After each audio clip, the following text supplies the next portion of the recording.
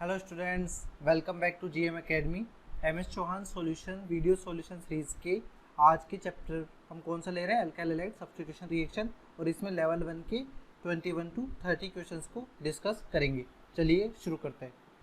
हमारा 21 क्वेश्चन है, among the given pairs in which pair first compound reacts faster than second compound in SN1 reaction. तो SN1 reaction की जो rate होती है वो डायरेक्टली प्रोपोर्शनल होती है किसके? कार्बोकेटाइन स्टेबिलिटी की। तो हमें सिंपली क्या करना है, जो ब्रोमीन हटाना है, कार्बोकेटाइन बनाना है, जिसमें सबसे ज़्यादा स्टेबल कार्बोकेटाइन बनेगा उसकी रिएक्शन रेट ज़्यादा होगी। तो यहाँ पर कार्बोकेटाइन कौन सा बन रहा है? सेकेंडरी, यहाँ पर प्राइमरी। तो रिएक्शन रेट किसकी ज़्यादा होगी? सेकेंड की। बी ऑप्शन में चेक करते हैं, बी ऑप्शन में किसको हटाया? यहाँ पे क्या बना है? कार्बोकेटाइन, यहाँ पे कार्बोकेटाइन, यहाँ पे कार्बोकेटाइन सेकेंडरी है, यहाँ पर टर्सरी है। किसकी रिएक्शन रेट ज़्यादा होगी? इसकी। फिर यहाँ पर देखिए सी में ब्रोमीन को हटाया, कार्बोकेटाइन बनाया, यहाँ पर कार्बोकेटाइन। तो ये कार्बोकेटाइन क्या हो रहा है? रेजोनेंस स्टेबलाइज्ड हो रहा है। तो यहाँ पर स्टेबिलिटी किसकी ज़्यादा है? कार्बोकेटाइन की। तो इसकी रिएक्शन रेट भी ज़्यादा होगी। डी ऑप्शन में देखिए, यहाँ पर भी कार्बोकेटाइन टर्सरी बन रहा है, यहाँ पर भी कार्बोकेटाइन टर्सरी बन रहा है। बट दोनों में यदि अपन लिविंग ग्रुप देखें तो लिविंग ग्रुप कौन सा अच्छा होता है? आई माइनस जो होता है वो Br माइनस से अच्छा लिविंग ग्रुप होता है। तो SN1 रिएक्शन जो है, यानी SN रिएक्शन जो होगी वो डायरेक्टली प्रोपोर्शनल किसके होती है? लिविंग ग्रुप एबिलिटी के। तो यदि लिविंग ग्रुप अच्छा है तो अपने पास सब्स्टिट्यूशन रिएक्शन भी फास्टर होगी। तो यहाँ पर सब्स्टिट्यूशन रिएक्शन कौन सी होगी? आयोडीन वाले कंपाउंड की ज़्यादा होगी। तो यहाँ पर देख रहे हैं कि फर्स्ट कंपाउंड के SN रिएक्शन किस ऑप्शन में सबसे ज़्यादा है? बी में। बाकी सब में सेकेंड कंपाउंड के SN रिएक्शन ज़्यादा है, इसलिए हमारा जो आंसर हो जाएगा वो जाएगा बी। ठीक है, नेक्स्ट है 22। यहाँ पर इनिशियली क्या दिया हुआ है? HBr के एक्सेस में रिएक्शन करानी है। तो यहाँ पर OH किस पे अटैक करेगा? इसके H प्लस पे अटैक किया तो क्या बनेगा? इनिशियली हमारे पास बनेगा CH2OH2 प्लस। इस ऑक्सीजन के पॉजिटिव को हटाने के लिए ये बॉन्ड तोड़ देंगे तो H2 रिमूवल हो जाएगा। H2 रिमूवल हो गया तो यहाँ पर क्या बन जाएगा? यहाँ पर कार्बोकेटाइन बन गया और उस पर क्या अटैक हो जाएगा? Br माइनस का यहाँ पर अटैक हो गया। ये Br माइनस का अटैक हो गया। अब एल्कीन पर HBr का फर्दर एडिशन करेंगे, ये HBr H plus Br minus, तो ये इस पर अटैक होगा तो यहाँ पर कार्बोकेटाइन बनने गया। फिर अब कार्बोकेटाइन ये सेकेंडरी ज़्यादा स्टेबल है, फिर इस पर Br माइनस का अटैक होगा, ये Br माइनस का अटैक हुआ। तो फाइनल जो प्रोडक्ट बन जाएगा वो अपना इस तरह का कंपाउंड बन जाएगा, जो किससे मैच कर रहा है? ऑप्शन ए से। इसलिए जो आंसर हो जाएगा हमारा वो है ए। ठीक है, नेक्स्ट है 23। यहाँ पर SN1 and SN2 products are same with excluding stereoisomer. तो इनिशियली यहाँ पर देखें अपन SN1 प्रोडक्ट इसका बना है, जो कार्बोकेटाइन बनेगा, फिर रीअरेंजमेंट होगा। तो SN1 जैसे वाटर ले लिया आपने, SN1 मैकेनिज्म होगी, तो फाइनल प्रोडक्ट जो बनेगा वो क्या बनेगा? यहाँ पे बनेगा, यहाँ पे OH आएगा। यदि SN2 रिएक्शन देंगे यानी NaOH ले लेते हैं यहाँ पे, तो प्रोडक्ट क्या बनेगा हमारे पास? यहाँ पे OH डायरेक्टली क्लोरीन में हटेगा और यहाँ पे जुड़ जाएगा। तो यहाँ पर डिफरेंट है, तो ये ऑप्शन नहीं होगा। बी ऑप्शन में देखते हैं, बी ऑप्शन में क्या होगा कि हमारे पास वाटर है, SN1 रिएक्शन होगी तो क्लोरीन रिमूव होगा, टर्सरी कार्बोकेटाइन बनेगा और क्या बन जाएगा? यहाँ पे OH आ जाएगा। बट यदि SN2 में रिएक्शन कराते हैं इन प्रेजेंस ऑफ NaOH या कुछ भी स्ट्रॉन्ग बेस, तो टर्सरी एलाइड में SN2 रिएक्शन नहीं होती। यहाँ पर क्या होगा? E2 एलिमिनेशन रिएक्शन से मेजर प्रोडक्ट बनेगा और एल्कीन का प्रोडक्ट फॉर्म होगा। E2 जो होगा वो मेजर होता है, क्योंकि SN2 रिएक्शन किस में नहीं हो रही? टर्सरी एलाइड में, due to steric hindrance. Steric hindrance की वजह से SN2 नहीं होगी यहाँ पर। तो यहाँ पर भी डिफरेंट प्रोडक्ट बन रहे हैं, तो ये ऑप्शन भी नहीं होगा। सी ऑप्शन में चेक करें तो यहाँ पर ये क्लोरीन है, यहाँ पर क्या हो जाएगा? H2 लेंगे अपन, तो हमारे पास जो प्रोडक्ट है वो डायरेक्टली OH यहाँ पे बनेगा, और यदि NaOH लेते हैं तब भी हमारे पास प्रोडक्ट क्या बनेगा? तब भी प्रोडक्ट हमारे पास यही बनेगा। ठीक है, तो यहाँ पर दोनों के दोनों प्रोडक्ट क्या बन रहे हैं? सेम बन रहे हैं, तो ये ऑप्शन अपना हो सकता है। डी ऑप्शन देख लेते हैं, डी ऑप्शन में भी क्लोरीन यहाँ से रिमूव होगा तो कार्बोकेटाइन यहाँ बनेगा, फिर फर्दर रीअरेंजमेंट होगा, तो रीअरेंजमेंट होने के बाद में जो हमारा फाइनल प्रोडक्ट बनेगा वो क्या बनेगा? कार्बोकेटाइन यहाँ पे बनेगा, COH CH3 CH2 CH3, ये हमारा SN1 प्रोडक्ट बनेगा। ठीक है, और यदि इसी तरह से हम स्ट्रॉन्ग बेस SN2 रिएक्शन कराते हैं तो हमारा क्या प्रोडक्ट बनेगा? PH CH3 हमारा CHOH, क्योंकि डायरेक्टली सब्स्टिट्यूशन होगा यहाँ पर, और ये इस तरह से प्रोडक्ट बन जाएगा। दोनों सिमिलर नहीं है, तो यहाँ पर same product only option C में, इसलिए हमारा जो आंसर हो जाएगा वो होगा सी। ठीक है, नेक्स्ट है 24 में हमें दिया गया है consider the nucleophilic attacks given below, select in each pair that shows the greater SN2 reaction rate. हमें ग्रेटर SN2 रिएक्शन रेट पता करनी है। तो यहाँ पर देखिए CN- यहाँ पर भी और यहाँ पर न्यूक्लियोफाइल है, दोनों ही केस में न्यूक्लियोफाइल अटैक कर रहा है इस पे। यहाँ पर भी क्या है, यहाँ पर Br लीव करेगा और यहाँ पर कौन सा लीव करेगा, ये OCO-CH3। ठीक है, तो अब CH3 C+O- और Br- में से कौन सा अच्छा लिविंग ग्रुप है। यदि हम लिविंग ग्रुप की टेंडेंसी देखें तो Br- अच्छा लिविंग ग्रुप है किससे, CH3 C+O- से। तो ये अच्छा लिविंग ग्रुप है, तो SN2 रिएक्शन इसमें फास्टर होगी, तो रिएक्शन रेट इधर साइड में हो जाएगी। ठीक है, अब इसके बाद देखते हैं तो SH- और CH3SH, क्योंकि यहाँ पर रिएक्टेंट तो सेम है। अब इन दोनों में से न्यूक्लियोफाइल कौन सा अच्छा है, SH- अच्छा न्यूक्लियोफाइल है। SH- CH3SH से अच्छा न्यूक्लियोफाइल है, क्यों, क्योंकि इसके पास इलेक्ट्रॉन डेंसिटी ज़्यादा है, तो यहाँ पर इसकी SN2 रेट ज़्यादा होगी। सिमिलरली अब यहाँ पर देखें कि क्लोराइड है और यहाँ पर आयोडाइड है, दोनों के दोनों किस में, DMSO में। DMSO क्या है, पोलर एप्रोटिक सॉल्वेंट है। ठीक है, तो पोलर एप्रोटिक सॉल्वेंट में हमारे जो हेलोजेंस होते हैं उनकी न्यूक्लियोफिलिसिटी का ऑर्डर क्या होगा, इस तरह से होता है, फ्लोरीन, क्लोरीन, ब्रोमीन, आयोडीन। ठीक है, ऐसा क्यों, क्योंकि जितनी ज़्यादा इलेक्ट्रॉन डेंसिटी होगी उतना ही क्या होगा, रिपेल करता है जो भी सॉल्वेंट अपने पास है, और सॉल्वेशन यहाँ पर नहीं होता। तो यहाँ पर कौन सा अच्छा न्यूक्लियोफाइल है, क्लोराइड ज़्यादा अच्छा न्यूक्लियोफाइल है। न्यूक्लियोफाइल कौन सा है, Cl- ज़्यादा है I- से, तो यहाँ पर रिएक्शन रेट किसकी ज़्यादा होगी, इसकी ज़्यादा होगी। ठीक है, अब यहाँ पर देखें नीचे वाले में भी क्या है, Cl और आयोडीन ही है, बट यहाँ पर जो सॉल्वेंट दिया हुआ है ये है मिथेनॉल, यानी CH3OH, जो कि क्या है, एक पोलर प्रोटिक सॉल्वेंट है। और पोलर प्रोटिक सॉल्वेंट में हमारा जो हेलोजेंस की न्यूक्लियोफिलिसिटी है उसका ऑर्डर चेंज हो जाता है। वो क्या हो जाता है, हमारा सबसे ज़्यादा होगा I-, फिर Br-, फिर Cl-, फिर F-। ऐसा क्यों, क्योंकि यहाँ पर सबसे ज़्यादा लेस हाइड्रेशन होगा, लेस सॉल्वेशन कह सकते हैं आप। लेस सॉल्वेशन होने की वजह से I- की क्या होगा, न्यूक्लियोफिलिसिटी सबसे ज़्यादा होगी। तो यहाँ पर न्यूक्लियोफिलिसिटी क्या है, आयोडीन की ज़्यादा है, किससे, Cl- से। इसकी वजह से हमारे पास रिएक्शन रेट जो SN2 रेट है वो कहाँ ज़्यादा होगी, इसकी ज़्यादा होगी। तो अपने को पूछा किसमें क्या था, कि select in each pair that कौन सा SN2 रिएक्शन रेट होगा। तो यहाँ पर आप देखिए कि जो ए ऑप्शन था, ए ऑप्शन में डिफरेंट कलर यूज़ कर लेते हैं अपन। हमारे पास ए ऑप्शन है, ए ऑप्शन में हमारे पास में कौन सा है, यहाँ पर फर्स्ट है, यानी ए में हमारा फर्स्ट हो जाएगा। ठीक है, बी ऑप्शन चेक करें, बी ऑप्शन में हमारा थर्ड है, बी ऑप्शन में हमारा थर्ड है, यानी बी ऑप्शन में थर्ड है, यहाँ पे थर्ड नहीं है, फर्स्ट थर्ड ये वाला ऑप्शन हो रहा है। फिर सी ऑप्शन में फिफ्थ है, सी ऑप्शन में फिफ्थ, ये फिफ्थ मैच कर रहा है। डी ऑप्शन में हमारा क्या है, एट्थ, तो ये है एट्थ। तो यहाँ पर ये चारों ऑप्शन मैच कर रहा है, इसलिए ऑप्शन सी जो हो जाएगा वो हमारा आंसर हो जाएगा।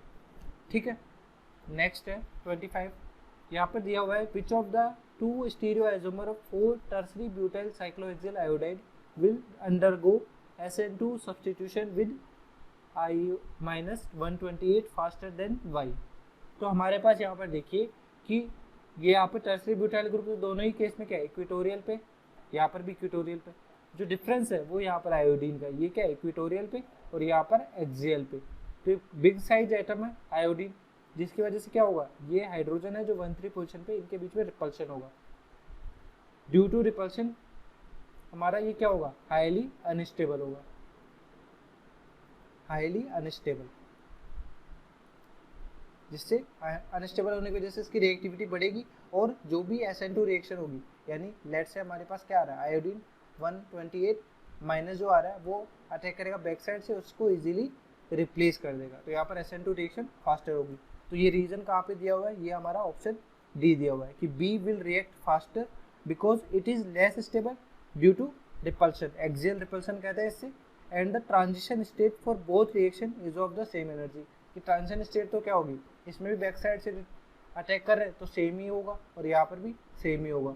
ठीक है, तो कोई भी डिफरेंस नहीं होगा। बट यहाँ पर जो रिएक्शन रेट फास्टर जो जाने की टेंडेंसी है वो किसकी वजह से, क्योंकि यहाँ पर रिएक्टेंट क्या है, सेकेंड वाला जो रिएक्टेंट है वो हाईली अनस्टेबल है देन फर्स्ट, इसलिए जो हमारा आंसर हो जाएगा वो जाएगा ऑप्शन डी। ठीक है, नेक्स्ट 26 है Z2 butene react with Br2H2। Z2 butene से आपका क्या मतलब है, सिंपली हमारा जो सिस फॉर्म होगा ट्रांस का यानी 2 ब्यूटीन का, वो हमारा Z फॉर्म हो गया, हमें CH3 इसकी रिएक्शन किसके साथ करा रहे हैं आप, Br2 विद H2। तो इसके साथ रिएक्शन कराने पे हमारे पास क्या होगा, ओवरऑल एंटी एडिशन रिएक्शन होगी। एंटी एडिशन से क्या मतलब है कि हमारे पास जो दोनों Br और OH ग्रुप आएंगे वो एंटी पोजिशन पे आएंगे।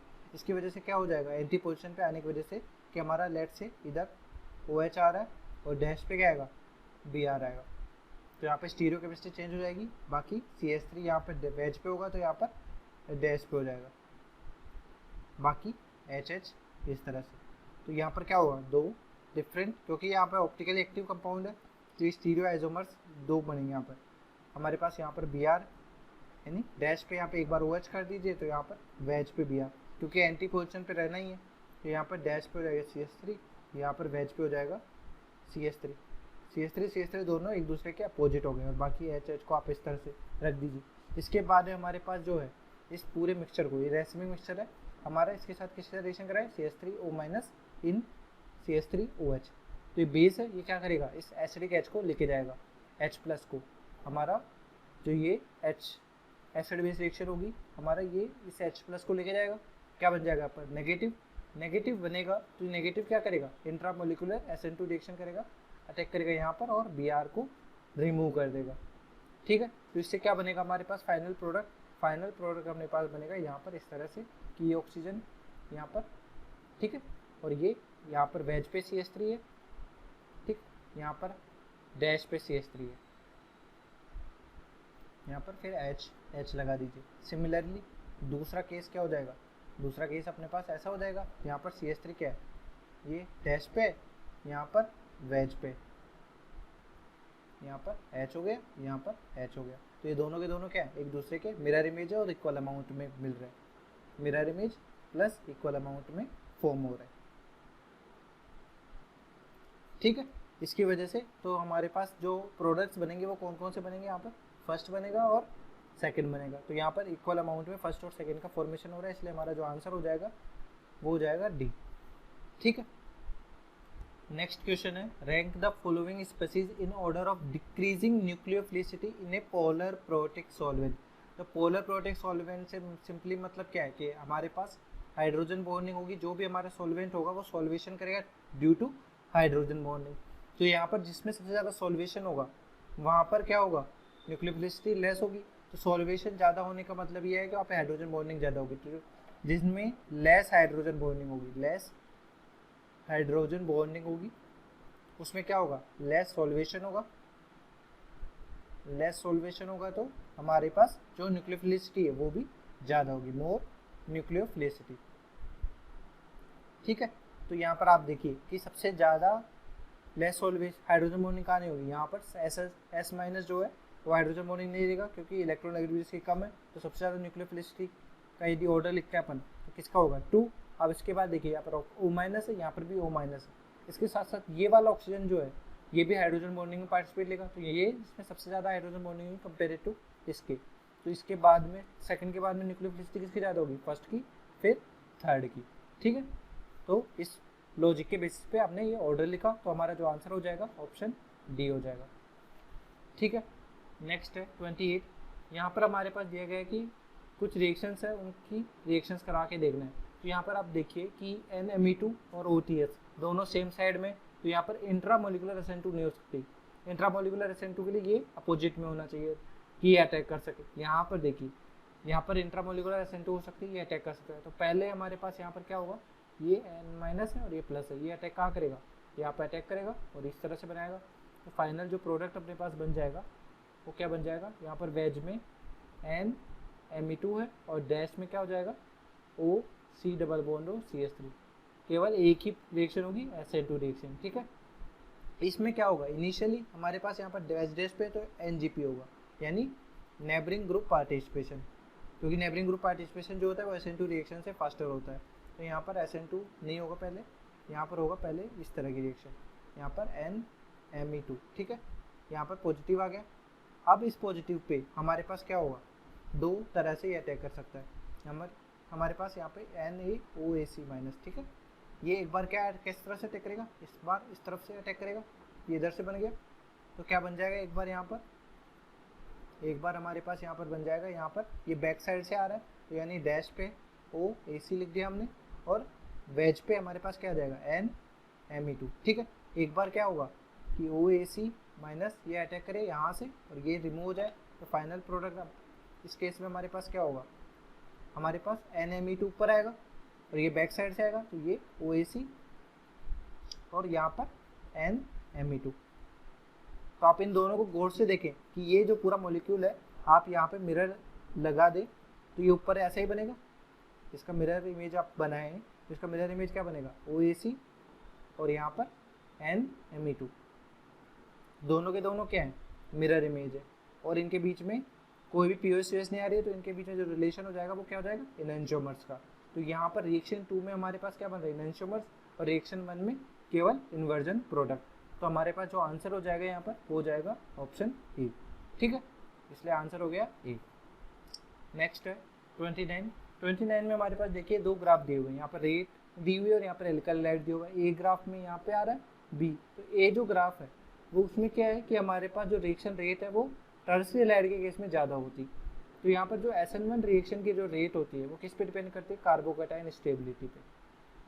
ठीक है, और कार्बोकैटायन स्टेबिलिटी की वजह से हमारे जो SN1 रेट का ऑर्डर होता है वो होता है टर्शियरी अल्काइल हैलाइड, फिर सेकेंडरी, फिर प्राइमरी। ठीक है, इसी तरह से यदि SN2 रेट हम देखें तो वो इन्वर्सली प्रोपोर्शनल होती है स्टेरिक हिंड्रेंस के। स्टेरिक हिंड्रेंस की वजह से, तो स्टेरिक हिंड्रेंस सबसे कम किस में होगी, प्राइमरी अल्काइल हैलाइड में, फिर सेकेंडरी, फिर टर्शियरी। तो हमारे पास क्या होगा, प्राइमरी हैलाइड के केस में SN2 रिएक्शन ज़्यादा होगी। दैट मीन्स बी किसको डिनोट कर रहा है SN2 को, और ए किसको डिनोट कर रहा है SN1 को।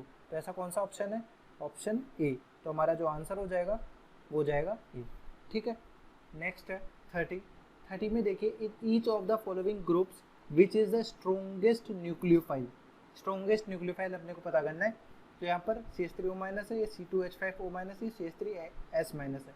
इन CH3OH ये सबके सब क्या है, पोलर प्रोटिक सॉल्वेंट में, पोलर प्रोटिक सॉल्वेंट में है। पोलर प्रोटिक सॉल्वेंट में जो सबसे लेस हाइड्रोजन बॉन्डिंग करेगा वो ज़्यादा सॉल्वेट होगा, और ज़्यादा सॉल्वेट होगा तो उसकी न्यूक्लियोफिलिसिटी कम होगी।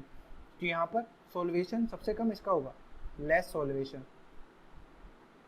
क्योंकि हाइड्रोजन बॉन्डिंग नहीं करता, तो इसे सबसे ज़्यादा बेस्ट न्यूक्लियोफाइल होगा इस पूरे ग्रुप में, बेस्ट न्यूक्लियोफाइल।